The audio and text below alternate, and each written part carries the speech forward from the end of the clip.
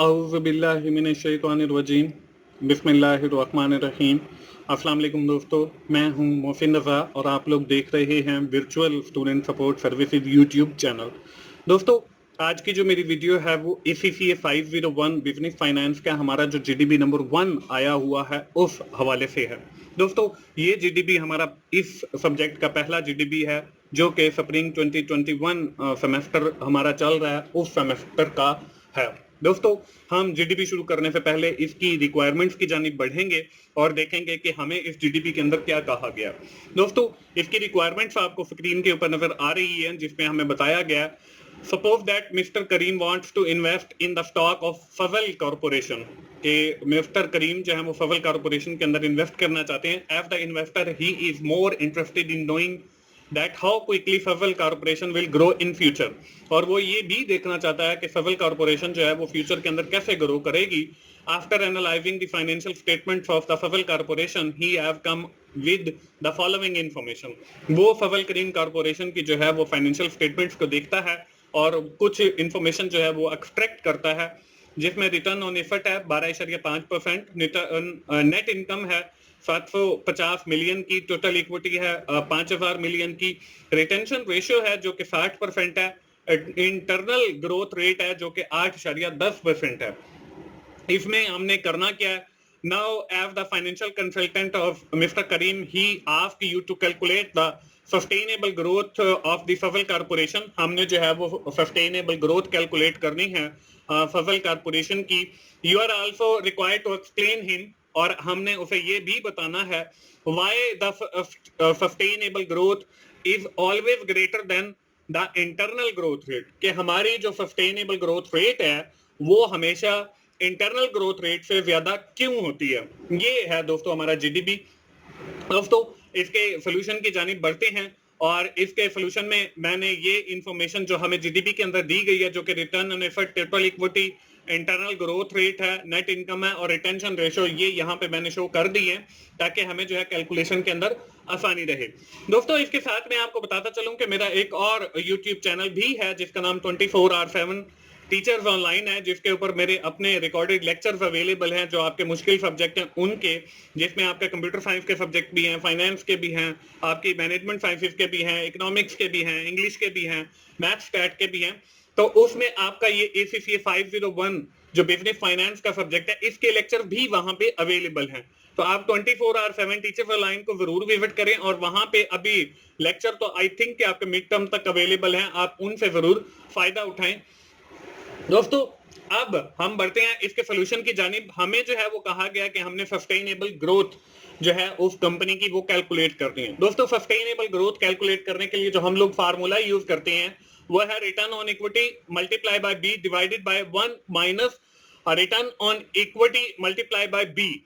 अब इसमें जो आपका बी है वो भी और रिटर्न ऑन इक्विटी ये हमारे पास होने चाहिए, देन जो है हम लोग सस्टेनेबल ग्रोथ जो है वो कैलकुलेट कर सकते हैं। अब हमें जो है बी, ये हमारा इंटरनल ग्रोथ रेट है जो कि हमें क्वेश्चन के अंदर दिया गया, और जो रिटर्न ऑन इक्विटी है वो हमें जो है इस क्वेश्चन के अंदर नहीं बताई गई। तो first of all we have to calculate the return on equity from the above given information. हम ये जो है कैलकुलेट करेंगे। अब लेफ्ट साइड में जो है वो रिटर्न ऑन इक्विटी लिखा हुआ नजर आ रहा है, जिसको कैलकुलेट करने का जो फॉर्मूला है वो है net income divided by total equity. अब नेट इनकम भी हमें क्वेश्चन के अंदर दी गई है जो कि 750 मिलियन है, और टोटल इक्विटी भी हमें क्वेश्चन के अंदर दी गई है जो कि 5000 मिलियन है। तो हम क्या करेंगे, नेट इनकम यानी कि हमारी 750 मिलियन डिवाइडेड बाय 5000 मिलियन हमारी टोटल इक्विटी हो गई। तो जब हमने 750 को तकसीम किया 5000 पे, तो हमारे पास जवाब जो है वो 0.15 आ गया, जो कि हमारी रिटर्न ऑन इक्विटी है। अगर इसको हम मल्टीप्लाई बाय 100 करेंगे तो हमारे पास परसेंटेज के अंदर जवाब आ जाएगा, लेकिन हम इसको 0.15 को ही आगे यूज कर लेंगे। अब हम सस्टेनेबल ग्रोथ कैलकुलेट करेंगे। जो फॉर्मूला मैंने आपको बताया, return on equity multiply by B यानी इंटरनल ग्रोथ, और 1 minus return on equity multiply by B. दोस्तों, जब हमारे पास रिटर्न ऑन इक्विटी आ गई तो हम लोग जो है अपनी वैल्यूज सस्टेनेबल ग्रोथ वाले फॉर्मूला के अंदर पुट करेंगे। अब यहाँ पे देखिए, return on equity multiply by B divided by 1 minus return on equity और मल्टीप्लाई बाय बी। दोस्तों अभी थोड़ी देर पहले मैंने आपको बताया कि बी जो है वो इंटरनल ग्रोथ रेट है, लेकिन ये जो है वो मुझसे मिस्टेक हुई। बी जो है वो बेसिकली रिटेंशन रेशियो है, तो हम लोग जो है वो रिटेंशन रेशियो को जो है इसके अंदर पुट अप करेंगे। तो रिटर्न ऑन इक्विटी वो हमारे पास देखिए 0.15 आया, जो कि हमने लेफ्ट साइड में कैलकुलेट किया, और उसके बाद मल्टीप्लाई बाय बी। अब बी जो है वो हमारे पास रिटेंशन रेशियो जो कि 60% है, इसकी परसेंटेज खत्म करने के लिए हमने डिवाइडेड बाय 100 किया, तो हमारे पास 0.6 आ गया। तो हमने यहाँ पे देखे 0.15 जो कि रिटर्न ऑन इक्विटी है, मल्टीप्लाई बाय 0.6 जो कि रिटेंशन रेशियो है, डिवाइडेड बाय 1 फॉर्मूले वाला है, माइनस हमारा रिटर्न ऑन इक्विटी और मल्टीप्लाई बाय 0.6 जो कि रिटेंशन रेशियो है। इसके बाद हम लोगों ने जो है वो 0.9 यानी कि 0.15 को मल्टीप्लाई बाय किया 0.6 के साथ, तो 0.09 आ गया, डिवाइडेड बाय 1 माइनस 0.09, क्योंकि यहाँ पे भी 0.15 और मल्टीप्लाई बाय 0.6 है। तो जब हमने 1 में से माइनस किया 0.09 को, तो हमारे पास जो है वो 0.91 आ गया। अब हमने 0.09 को डिवाइड किया 0.91 के साथ, तो हमारे पास जो आंसर है वो 0.9890 आ गया। जब हमने इसको मल्टीप्लाई किया 100 के साथ, तो हमारे पास जो है जवाब 9.8% आ गया। अब यहाँ पे देखिए दोस्तों, ये हमारी सस्टेनेबल ग्रोथ है, और ऊपर हमें इंटरनल ग्रोथ रेट जो है वो भी नजर आ रहा है, जो कि 8.10% है। अब यहाँ पे देखें, जो हमारे सस्टेनेबल ग्रोथ है वो जो है हमारे इंटरनल ग्रोथ रेट से ज्यादा है। अब हमारी जो सेकंड रिक्वायरमेंट थी जीडीपी की वो यही थी कि हमारा जो सस्टेनेबल ग्रोथ है वो इंटरनल ग्रोथ से हमेशा ज्यादा क्यों होता है, ये भी हमने मिस्टर करीम को बताना है। तो अगली स्लाइड के ऊपर जो है वो कुछ मैंने रीजंस लिखी हैं कि हमारा जो इंटरनल ग्रोथ रेट है वो कम क्यों होता है, और जो सस्टेनेबल ग्रोथ है वो इंटरनल ग्रोथ रेट से ज्यादा हमेशा क्यों होता है। तो इसमें बहुत सारी रीजंस हैं, और मैं आपको पहली रीजन दिखाता हूं, set their sustainable growth because they want to achieve in future. जो हमारा सस्टेनेबल ग्रोथ है ये कंपनी सेट कर देती है अपनी फ्यूचर टारगेट्स के अंदर। जो इंटरनल ग्रोथ रेट है ये जो है वो कंपनी ये भी सेट करती है, लेकिन ये फ्यूचर डेट के लिए नहीं होता, बल्कि ये इंटरनल प्रोसेसेस से होता है।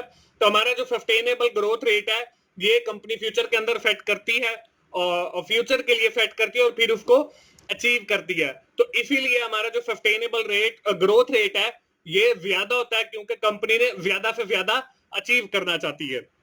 इसके बाद यहाँ पे दूसरी वजह मैंने लिखी है, internal growth rate growth not show to everyone, कि जो हमारा इंटरनल ग्रोथ रेट है कि कंपनी कितने उसके एसेट ज्यादा हुए हैं, कितनी उसकी इनकम ज्यादा, ये इंटरनल जो मैटर्स होते हैं ये हर बंदे को शो नहीं किए जाते, लेकिन जो सस्टेनेबल ग्रोथ रेट है ये कंपनी का हर बंदे को शो किया जाता है, इसलिए ये सस्टेनेबल ग्रोथ जो है कंपनी का ये ज्यादा होता है। इसके बाद तीसरी जो मैंने वजह लिखी है वो ये है कि it can be set without changing the capital structure.